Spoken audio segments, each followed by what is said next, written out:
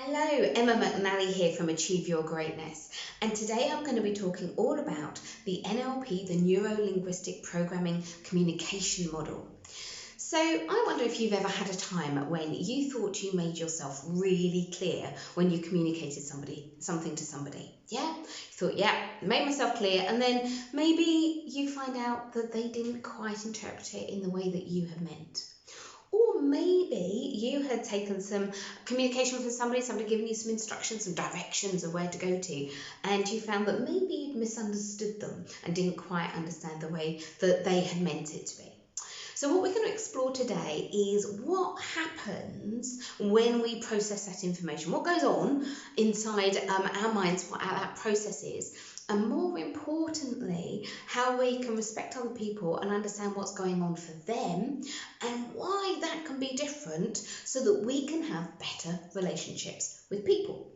Because, as you know, relationships are all important. Make the world go round, as we say. So that's what we're going to be learning about today. So this is a beautiful drawing of a head. Okay, so this is our communication model in terms of what's going on externally to us, how we process it, and then what happens as a subsequent actions and our behaviours following on from what's going on. Okay, so what we've got is an external event will happen. So they reckon that we are processing between 2 and 2.3 million bits of information at any one moment in time. So just think about that. We have been bombarded with over 2 million bits of information. And we're taking those in through our 5 senses. So our 5 senses, as you know, visual, what we're seeing, auditory, what we're hearing, kinesthetic, what we're feeling, olfactory, what we're smelling, and gustatory is what we're tasting. So we are taking in, it's almost like a receptor for all of that information is coming in through our 5 senses. Now, our brains are super clever. Our conscious mind can only process 7 plus or minus 2 chunks of information at any one moment. So why is that important? Well, the reason why we can only process that is otherwise we'd have information overload. And consciously, and if anyone wants to do a bit of research on it, it's called the cognitive load theory, that basically we can only process, as I say, 7 plus or minus 2 chunks. And they think with social media and all the information we're bombarded with, that may be even less nowadays. So what does that mean in reality? Well, if you're Einstein, then maybe you can process 9 pieces of information at any one time. If, however, it's before a coffee or tea, in my case, in the morning, then maybe you're down to maybe 2 or 3. So that's why if you had you went shopping with your shopping list and you were partway round and realised you'd forgotten your list, you may remember the first 7, maybe even 9 items, but then it's much harder to remember the rest of that list. Yeah, does that make sense? So that's why we can only concentrate on a limited amount of information. So, question, how do we get from the 2.3 million pieces of information that we're bombarded with down to the 7 plus or minus 2 chunks of information? How do we do that? So we have 3 filters that work, okay? 3 filters that enable us to take that information down. Imagine it almost as a funnel, okay? So the first filter is called generalization, okay? So a generalization, it's a one of those, yeah? You know what I mean by that? Well, a generalization can be anything from a belief that you have, or maybe something that you downloaded from the people that you live with, the people that have influenced you. From a psychology perspective, they reckon that our beliefs are formed, our fundamental core beliefs are formed before the age of 7. Because before then we don't have these filters and we just download from the people that we live with, the people that are influential to us. Okay, and then after the age of 7, what we do is we delete and distort the other filters that we're going to talk about to meet that map of the world, to meet that generalization, that belief that you have formed. And then what we do is we distort and we delete information to protect that belief that we have. Okay, so generalizations, let's think of some of them that you might have. So think about what generalizations you might have about people driving. okay? And cars, Sunday afternoon drivers, for example, or maybe something different, but that resonates with you. Now, we do it so we don't have information overload. We do it as part of our learning. So if any of you have ever sort of had an opportunity to work with a little one and teaching them, then you teach them about cats, for example, and you show them a cat and they go, this is a cat, okay? And they go, cat, you go, yes, fabulous, super intelligent, they've got that. And then they'll see a dog and they'll go, cat, and you go, no, that's a dog. And then they'll see a chair, it's got 4 legs, right? Cat, no, that's a chair. Until they get to, yes, that's a cat, yeah? So we have these generalizations. So if we didn't, every time we walked into a room and saw a chair, for example, we would have to learn what it was again, okay, from scratch. So a chair, we know what a chair looks like. And if you think about the different versions and variety of chairs that you've seen in your life, dining room to lounge to all sorts of things with 4 legs, 3 legs, no legs, all sorts of things. But we still know that they're a chair. So that's what a generalization is. It's a one of those, okay? So that can be super helpful. It can also not be so helpful if that generalization or that belief is around you and your ability to do something. If you think whether you're good enough or not, yeah? So some of them are really helpful so that we don't have information overload, so we don't have to relearn everything every single time from scratch. But some can be less than helpful. So that's the first filter we have, generalization. And then we have the distortion filter.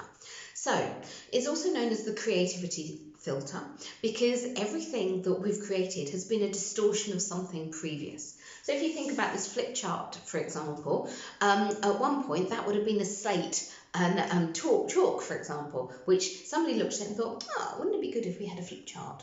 And if any of you are in the education system, the whiteboard, yeah, that's a distortion from the old chalkboards that we used to have.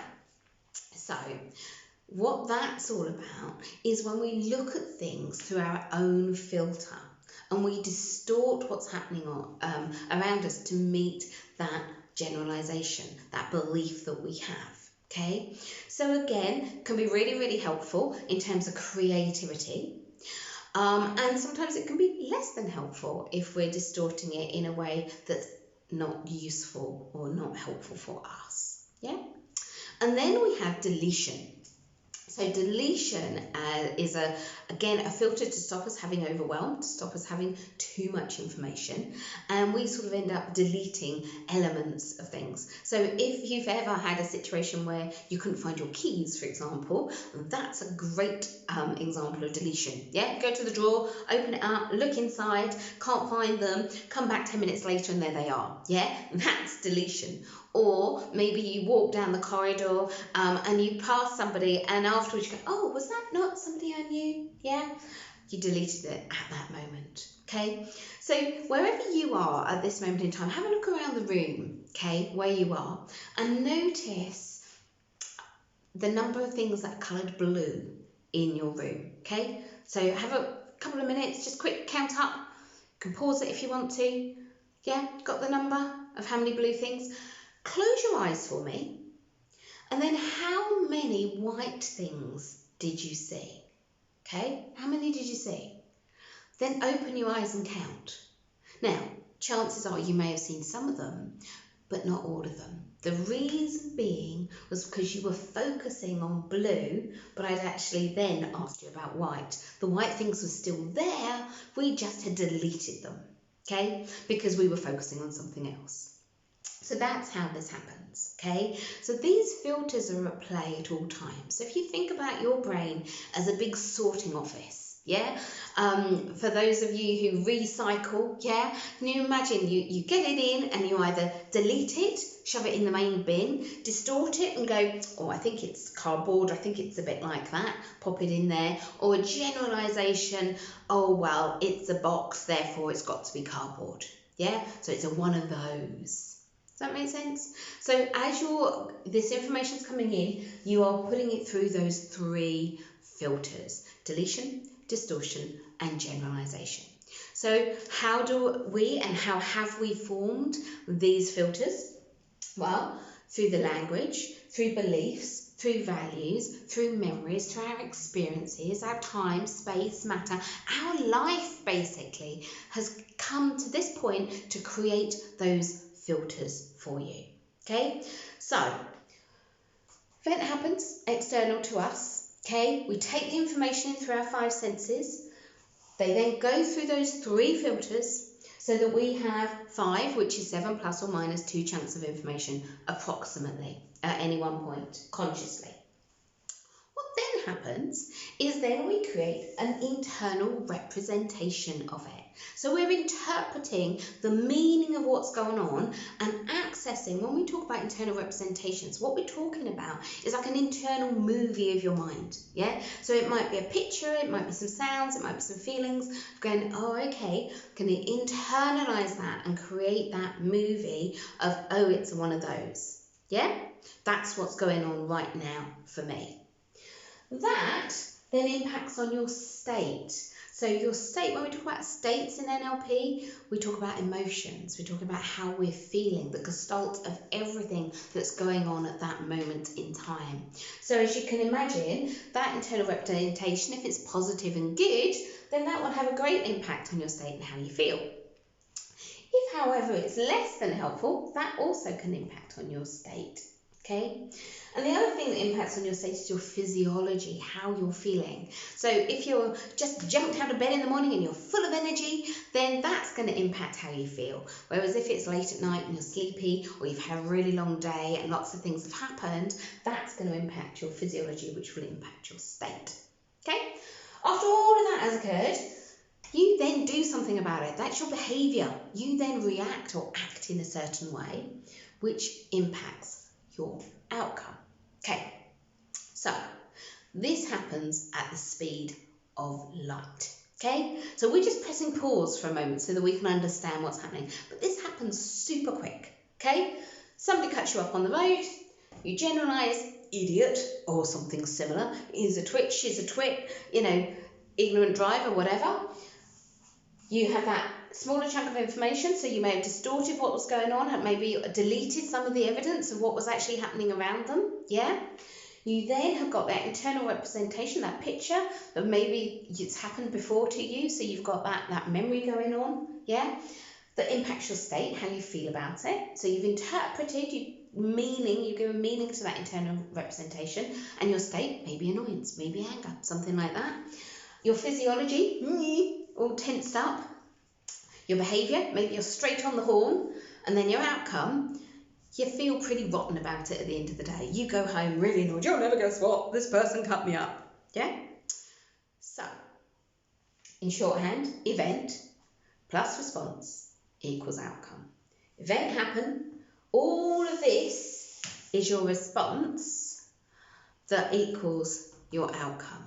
Now the great news is, this is the bit that we can change. Every single element of this we can change. We can change our beliefs and our filters. We can change our internal representations. We can change our interpretation, our meaning that we're putting through reframing. We can look at our state and manage how we feel so that we have more control over those emotions. We can manage our physiology. We can manage our behaviours so that we have a different outcome. Okay, so this is the brilliant news, because the event may or may not be within your control. Okay, but the response and the subsequent outcome is. So we think in this world that we know, and we think that other people are the same as us. Okay, people think, oh well, they've got exactly the same going on, but you can see that actually they haven't got the same thing going on, because everybody's history is different. Everybody's memories, everybody's filters are different. Therefore, we can start to respect somebody else's map of the world. So this is how we create our map of the world. So if I was to have a cup of coffee here and had a mouthful, and then you had a mouthful, you would have a different experience than I would. Okay, because you have got different filters going on. You have got a different experience in life. So rather than us thinking, well, you're wrong and I'm right, we become curious about what's going on for the other person. So if there's a behaviour that we hadn't anticipated, we can then go and be curious and go, I wonder what's happening for them. I wonder what's happened to them. Wonder what they were thinking, what they're distorting or deleting that was going on for them at that moment that basically generated that behaviour. Okay, so this is where it becomes really interesting, because with NLP we have tools to enable you to change any of those elements so that the outcome can be better for you. So, external event happens. Okay, same thing, somebody cuts you up while you're driving on the road. Okay, if you change your filter, rather than the generalization, he's an idiot or whatever, see, maybe he was in a rush. Distorting, we don't know. Everything apart from now is made up. Okay, we are just making up what we think is going on for somebody else, because we don't know, we're not inside their heads. You don't know what's going on inside my head, I don't know what's going on inside your head. We make it up anyway. So what we say is, if you're going to make something up, you might as well make up something positive. Okay, so maybe they're in a rush. Maybe they were trying to get to hospital. Okay, maybe they were, I don't know, going to visit a relative who's unwell. We don't know. So we changed our filter. So our internal representation changed. That internal movie changes because it feels a lot more positive, yeah? And our state changes. We're much happier. I'm going, oh, well, okay, maybe they're in a rush, maybe whatever. Then you've got your change in physiology. So this is really important, the mind-body connection, and we've talked about this before. It's called Psychoneuroimmunology, and it's the connection between your nervous systems, your body, yeah, so your physical body, your nervous system and your immune system. The three are linked, and there's lots of research that's been going on recently to say that actually it can impact in terms of immune diseases. Okay, so what happens is biochemicals get sent around your brain if you have a negative reaction to something. Okay, so if you become stressed, for example, you'll have cortisol pumping through your body, okay, and adrenaline. Okay, and so what happens is that will have a physical impact, and so then when you check in with your body and find out how am I, you will have that negative impact. Okay, and it's like a cybernetic loop. All right, so if you have a more positive internal representation going on, then your state will be positive, your physiology, so that mind-body connection will be much more positive. Then your behaviour is positive. Okay, because if you think, oh, actually, maybe they are in a rush, or maybe they just made a mistake, maybe they didn't see me driving there, okay, maybe the car didn't have indicators, who knows, it doesn't matter, we're making it up, remember.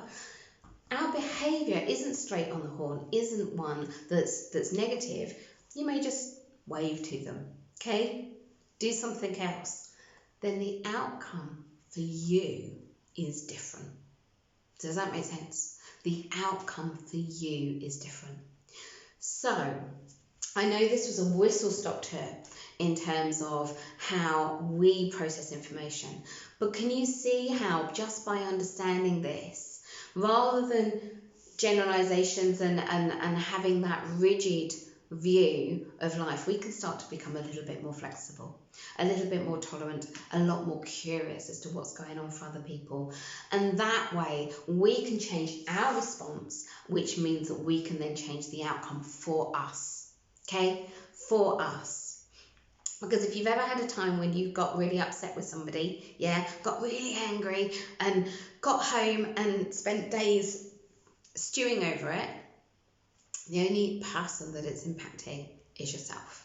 Okay, so that's the joy of NLP. It gives you those tools to enable you to change your response so that you can change your outcome. And actually use this model and think about it. So when people behave in a way that you think that's interesting, wonder what's going on there for them.